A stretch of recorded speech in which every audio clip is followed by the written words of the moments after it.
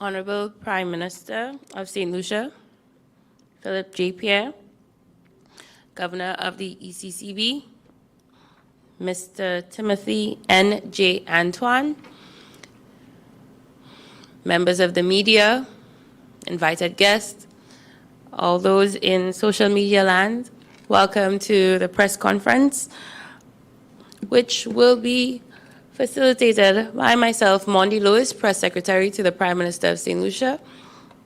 So we'll move right into our first session, and Prime Minister Honorable Philip J. Pierre will address you.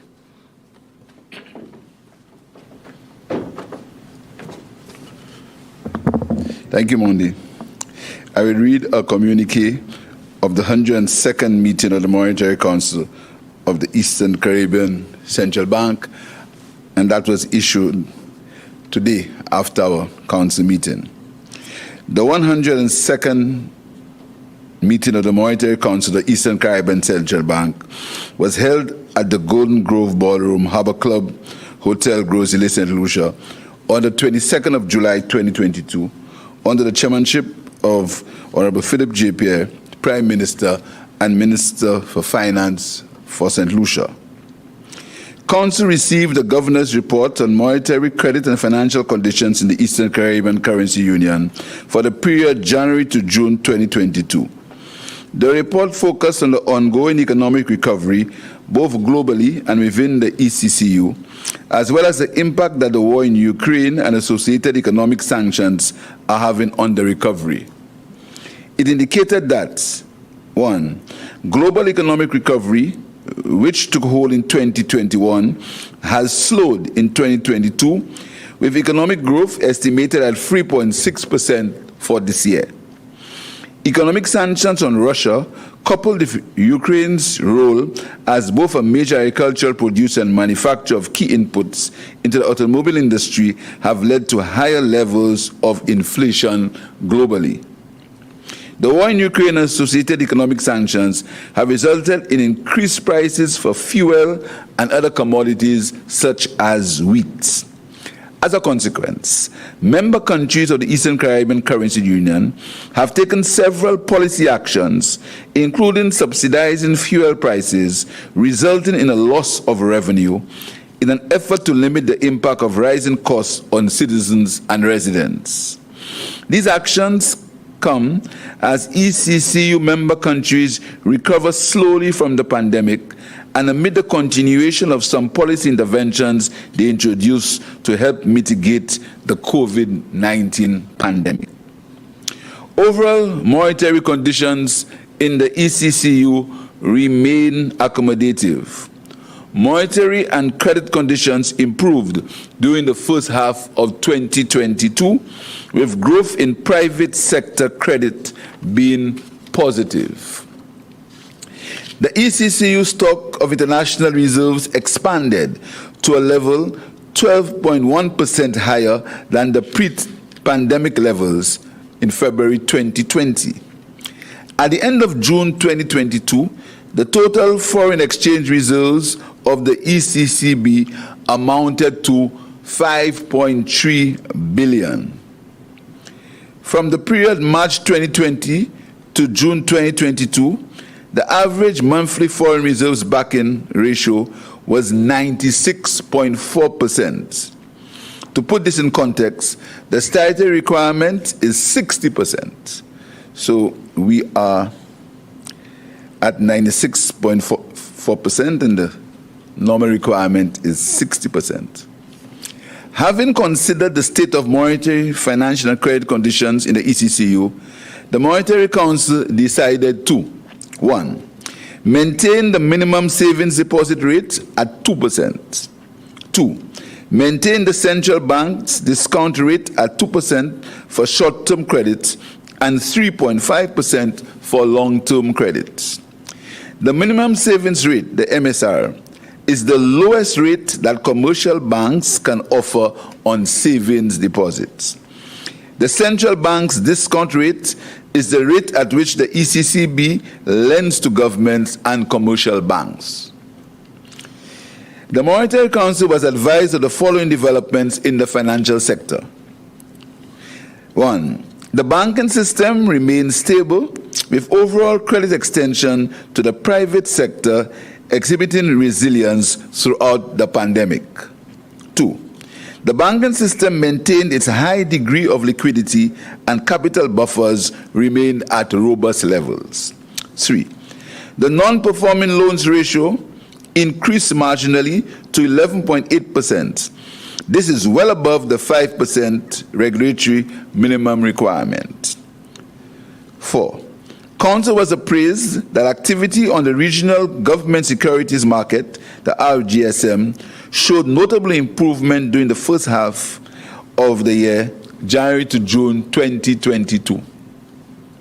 New investment flows into the market increased by 23.4%, or EC 102.3 million, when compared to the corresponding period, January to June 2021.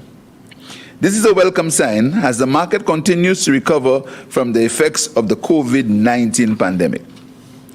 Council was also appraised that the number and amounts of moratoria on loans have continued their steady decline. This is an important signal from the banking sector, likely reflecting improving confidence. As at March 2022, the end date of the Eccb regulatory waivers for the COVID-19 loan program, commercial banks had 1.150 loans on moratoria, with total outstanding balance 741.1 million, representing 5.4% of total loans. This compared favorable to about 40% in September 2020, with a value of 5.2 billion. The COVID-19 loan repayment deferral program created the necessary space for financial institutions and borrowers to restructure loan facilities without incurring defaults. Council was informed that the recovery is spreading, albeit slowly, throughout various sectors of the ECCU economy. Cruise ship arrivals and stayover levels have increased relative to the end of December 2021, and ECCU member countries have opened with minimum restrictions for travelers. Cruise arrivals rose 656,011 at the end of March 2022, and is expected to continue increasing in 2022 as COVID-19 protocols continue to ease. The recovery in tourism is hampered by ongoing challenges with air connectivity in the region. The construction sector also continues to recover, bolstered by capital investment by member governments. Economic activity in 2022 is being adversely impacted by higher levels of inflation due to the war in Ukraine and associated economic sanctions, higher energy prices, supply chain disruptions, and low air transport connectivity. For example, stayover arrivals from the Caribbean, which averaged 20% of total stayover arrivals in 2019, averaged only 6.5% in March 2022. The lower level of arrivals from the Caribbean is indicative of the air connectivity challenge within the ECCU. Council received the report on the status of implementation of the Program of Action for Recovery, Resilience and Transformation, part of the ECCU economies. At the 97th meeting of the Monetary Council held on 24 October 2020, the Council approved part. The program focuses on key policy actions considered fundamental for the recovery, resilience, and transformation of the ECCU economies in the wake of the COVID-19 pandemic, which caused the deepest economic contraction on record. Part encompasses four broad pillars, namely financial stability, resilience and inclusive growth, fiscal and debt sustainability, and payments modernization and digital transformation. The Monetary Council approved the Draft Payment System and Services Bill 2022. Once the bill is enacted by ECCU member countries, it would facilitate a payment system that is safe, efficient, resilient, and competitive. Council agreed that the PSSA is needed to support an environment where innovative payment service providers may leverage technology to expand the range of payment services.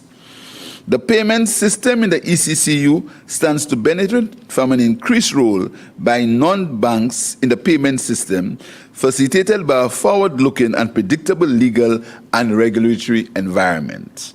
And the PSSA is required to align the legal and regulatory framework for the payment system in the ECCU with the International Organization of Securities Commission's Principles for Financial Market Infrastructure, PFMI. Council received a report from the Core Committee on Insurance, which is charged with advancing efforts to bring resolution for ECCU policyholders of the failed insurance companies, British American Insurance and CLICO Life Insurance. British American Insurance resolution. The Monetary Council agreed to deliberate on the way forward to resolve outstanding matters, including the claim by the government of Barbados on the pension assets and the funding arrangement with Sagicor.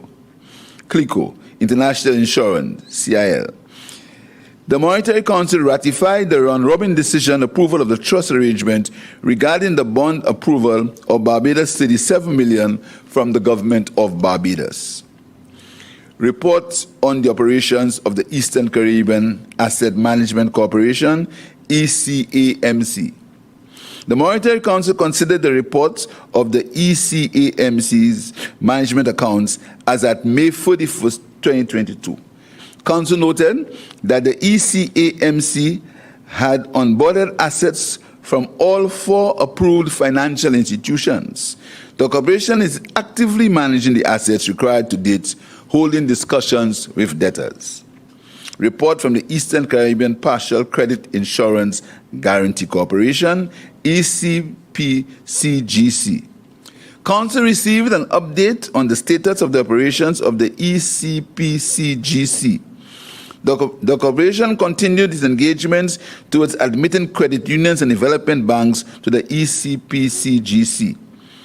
Council also noted the plans by the corporation to host training for loans officers from August 2022 and to hire technical assistance professionals to provide support to MSMEs before the approval of the guarantees.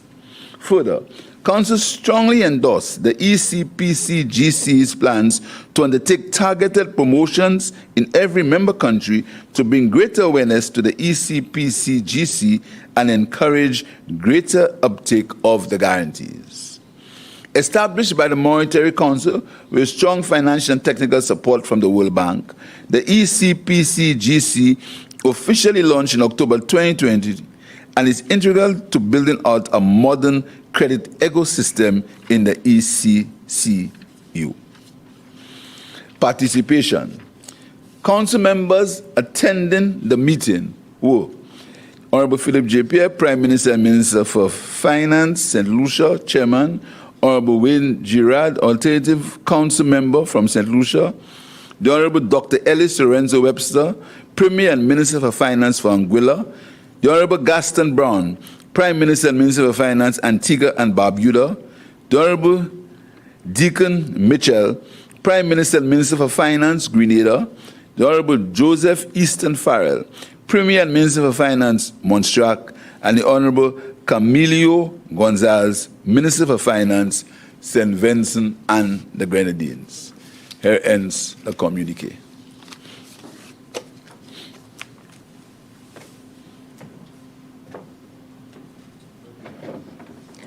Thank you, Prime Minister.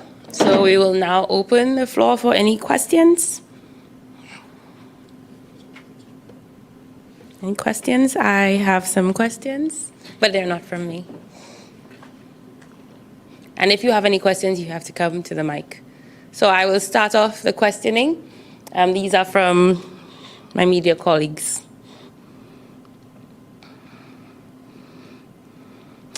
How might the ECCB approach credit union regulation in the region?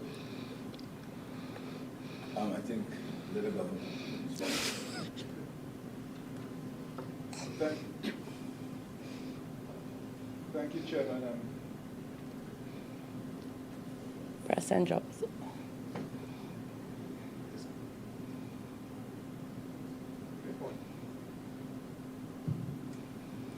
Thank you, Chairman. So directed, one, let me begin by thanking for excellent chairmanship of our 102nd meeting of the Monetary Council. I think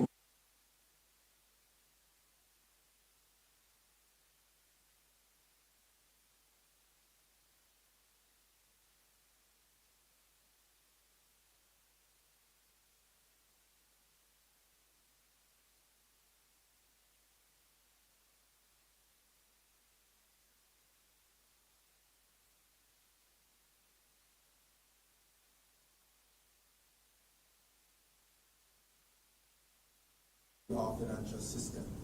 In fact, when I addressed the OECS credit union movement some years ago in St. Lucia, I think I described them as a force for good in our region, having regard for the work they've done, their contribution credit unions have made to the development of our region. I think we also have to appreciate the changing landscape of our financial system. So while, yes, the Canadian banks have left or are leaving, and our indigenous banks are stepping up to take on more responsibility, it is also true, equally true, that in a sense the credit unions are doing what our indigenous banks did. So they have also stepped up their own role. Having recognized that, the Eastern Caribbean Central Bank has been working with the credit unions in recent years. I believe it was in 2018 or 2019 we signed an MOU, Eastern Caribbean Central Bank, with the CCCU, the Caribbean Confederation of Credit Unions, to collaborate on a number of areas. That includes, for example, the payment system, DCash, digital currency, credit bureau, and some other areas. And so I'm pleased to note, for example, that right now we have in our member countries the legislative SRNO ready for us to change our rules to allow credit unions to have access to our automated clearing house. This is a big development. I'm also pleased to note that St. Lucia has already passed, gazetted this particular change of rules. I'm saying all this to say that there is clearly a strong and growing relationship between the central bank and the credit unions. Having said that, I think the credit unions and ourselves recognize too much is given, much is expected, much is required. And so I want to associate with the chairman's comments in his opening statement this morning when he strongly supported the credit union and also made the call for an expectation that there will be higher levels of governance and higher levels of accountability as they make a bigger contribution to our region. And so I want to conclude my response by saying that that will change because the credit unions are asking the central bank to do more with us. The credit unions are interested in the clearing system. The credit unions are interested in the credit bureau, which we are going to launch later this year. They have said they want to be part of that early. The credit unions are interested in access to credit to the central bank. Now, to access credit, you have to be regulated by the central bank. That is a discussion, obviously, that will need to take place. There are no decisions at this point in time. But the credit unions also are interested in deposit insurance. So as they are interested in these offerings by the Eccb, we have to work out what is an appropriate arrangement for the credit union, while recognizing that the credit union have very special contributions to development. But we cannot ignore the fact that we have to ensure adequate financial stability for them. So I think the dialogue is ongoing, and the Eccb stands ready to continue on that path.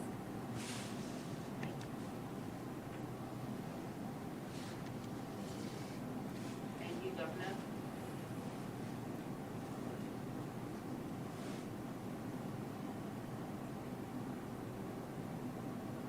Thank you, Governor. Another question for the Governor and possibly Prime Minister.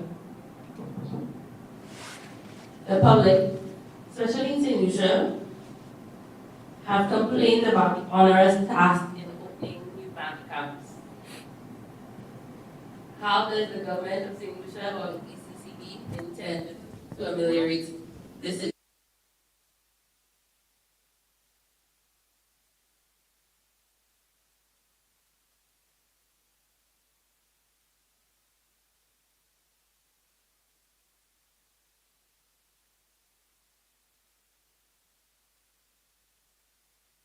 Which, to my mind, are onerous. But the banks are under constant pressure for their corresponding banking relationships. And any error can cause them to lose it. And if they lose that, that means the entire payment system is in complete disarray. And further, most of the banks now in the region, particularly in St. Lucia, they are locally owned.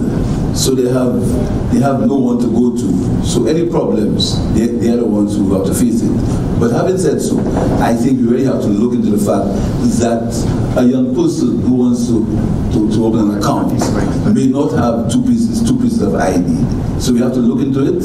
But I think the banks are trying to protect themselves, possibly a little overprotective. But that is a discussion that we'll have to have with the banks on why must a young person just starting have to have two, sometimes even three pieces of ID to open an account. I don't know if the governor wants to add anything. Well, Prime Minister and Chairman, I think you're right.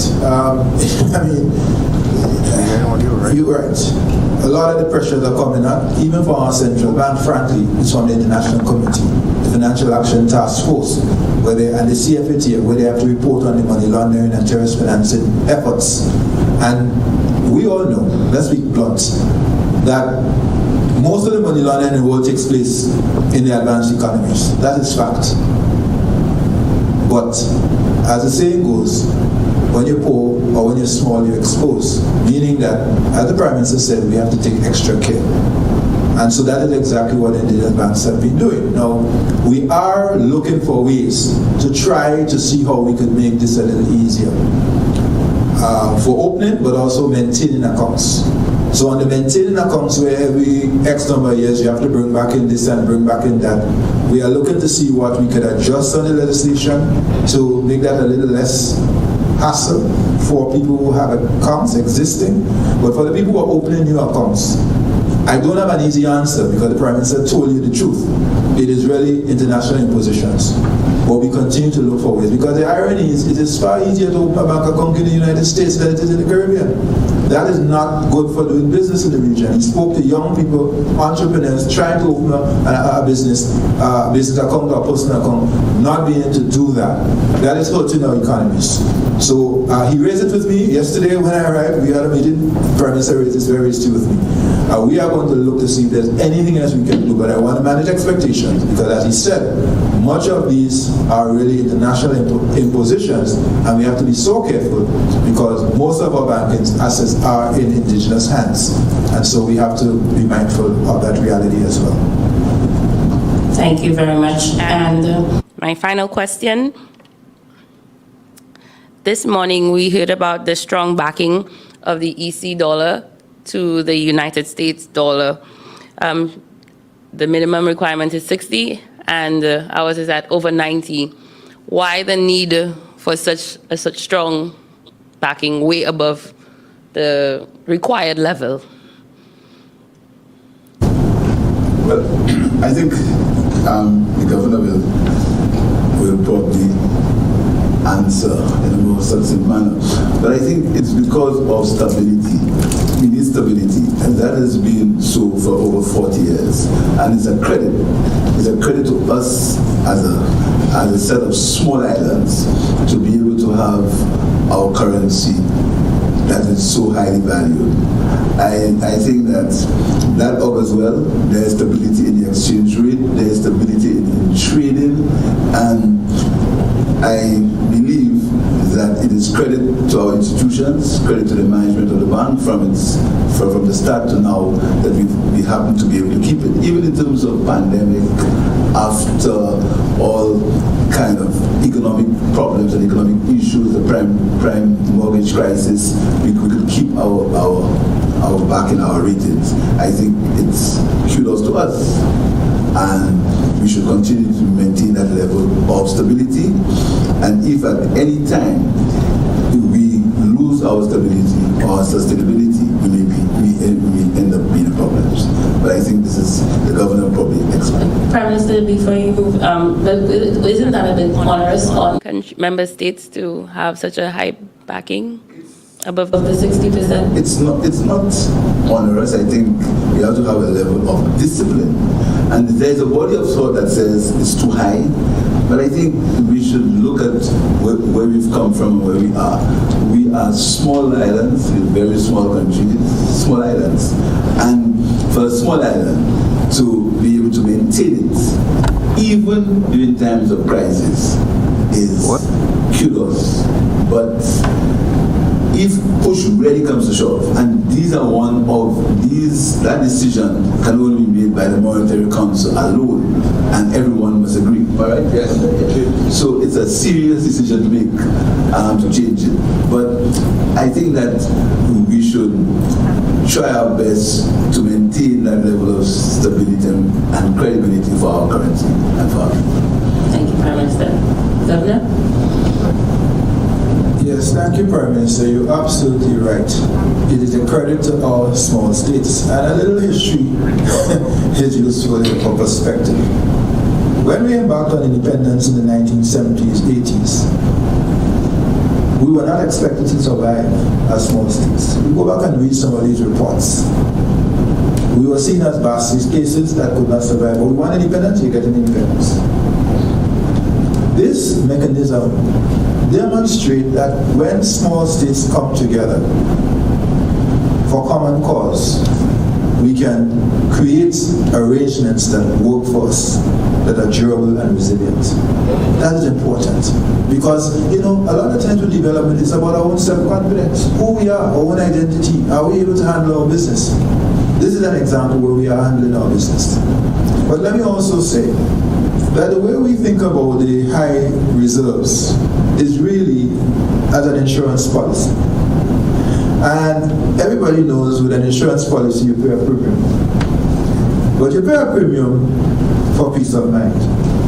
For peace of mind. Not to worry that in the event that you have a disaster, a shock, a loss, you will be indemnified. In other words, you will be made whole. This is what this reserves means for our currency union. Here are we. Today, we are all concerned about inflation. But let me tell you, if we had an unstable currency, you have not seen inflation. Because a devaluation of our currency would mean even higher inflation. That's effectively what that means. In other words, we have avoided all of that.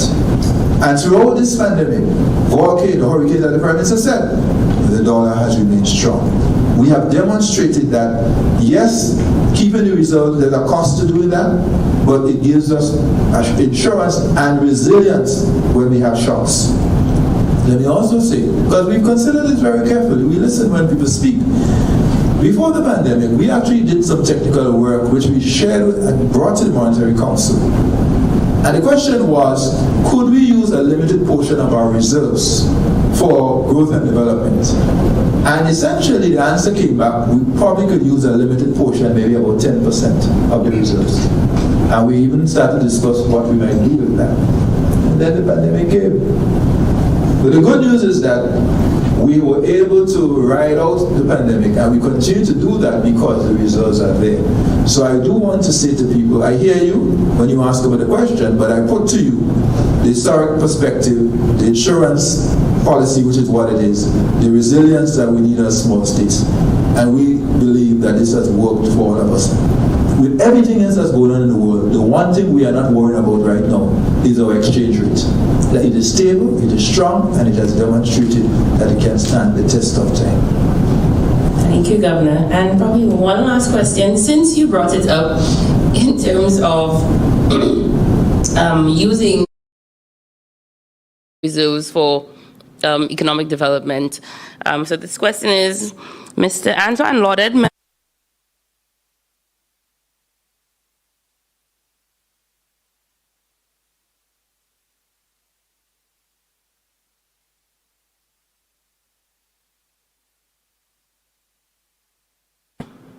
Mr. Antoine lauded member states for their interventions to offset steep increases in petrol products.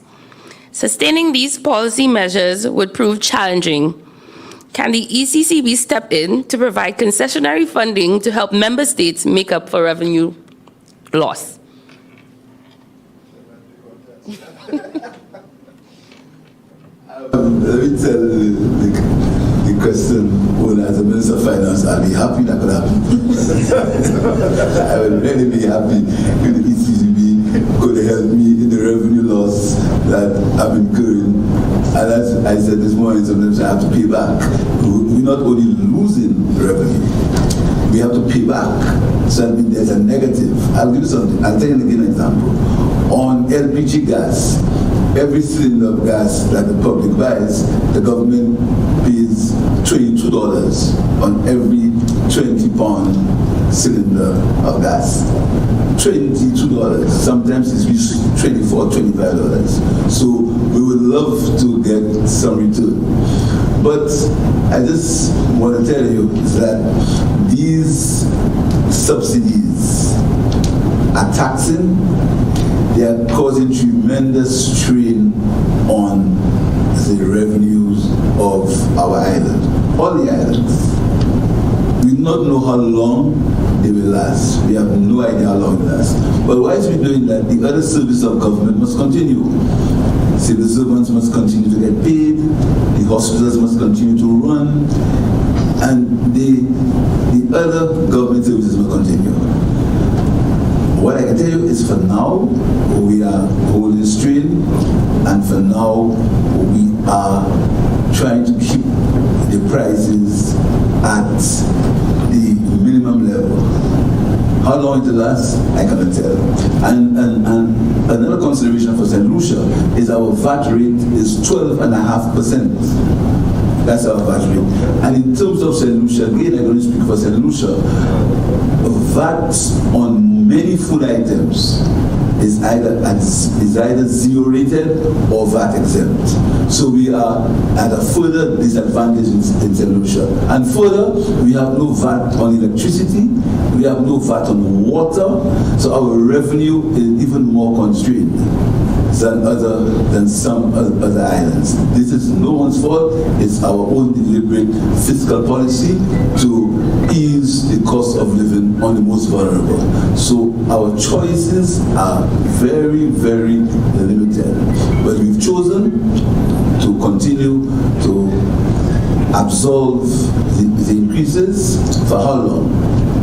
Depends. But for the time being, we are absorbing these increases, and I'll be very happy if somebody could help me.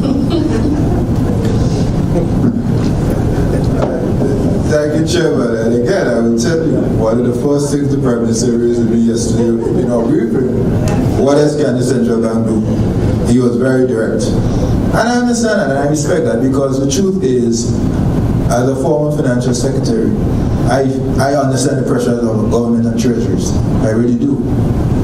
I was at FS for a long time, and the governments are really trying. The question is, what can the central bank do, or can we help there? The answer is, unfortunately, no, we cannot. Here's why.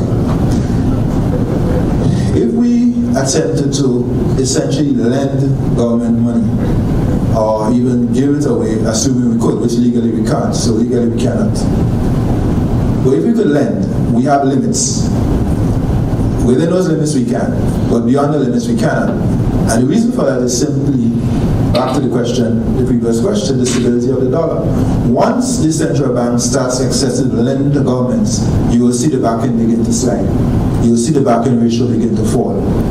And it will destabilize our currency.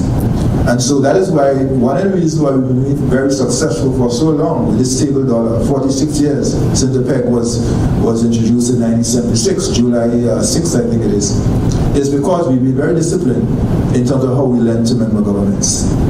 And so while we are very sympathetic about the situation, we are constrained as a central bank in terms of what we can do.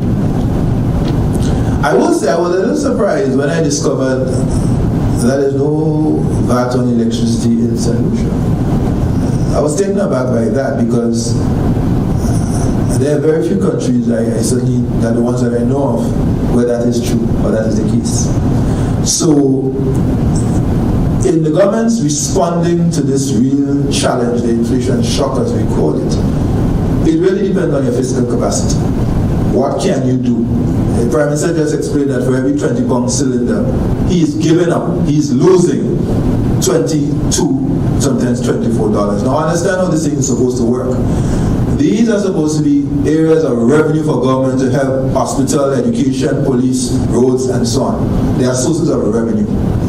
Right now, the government is not just not collecting revenue, zero. It is in minus. It is actually taking revenue from other places, hard as it is, and putting to help give all the price of their cooking gas at what, $43? $43. You see the challenge. You see the challenge. So it's a real issue. And I think it's very important for us to have this very honest conversation about what the governments can and cannot do. And that is why I made a call this morning. In fact, the Prime Minister and the Chairman actually, we both agreed. This is a time for the coming together of our social partners. This government, business, labor, civil society, churches, youth. We have to sit around the table. We have to put all the things on the table. Government is doing this. What is business doing? Private sector, trade unions doing this. What is government? This is an important conversation, and this is a time for patriotism and shared sacrifice. Yes, the government has to do what it can, and it's trying, but it has to be, other people have to be involved. That's the model that is going to work. You look at the United States, look at the challenge the US is having with dealing with inflation, the great United States of America. They have elections in the end of the year, midterm, and even with that in front of them, there's only so much stimuli that they can do. So I think that discussion will help in terms of sharing the load in how we deal with what is really a global challenge. And make no mistake, as the Prime Minister said this morning, people are hurting, and we understand that. So again, my appeal would be for a discussion and a working together. And that's why I call out price gougers. You cannot, in good conscience, it is unconscionable in this period where people are suffering, for operators to be price gouging, to be exploiting a situation where people are hurting. And that is unpatriotic. And we have to say so. It is wrong. So let us continue to work on what is a difficult problem to find the best ways through this period until such time as inflation begins to subside. Thank you, Governor. And thank you, Honorable Prime Minister, and thank you, Governor Timothy Antoine, for joining us for this press conference. To the members of the media and to all those in the public and on social media, thank you for joining us at this press conference of the chairmanship of Prime Minister Honorable Philip J. Pierre at the 102nd meeting of the Eccb Monetary Council. Have a good evening.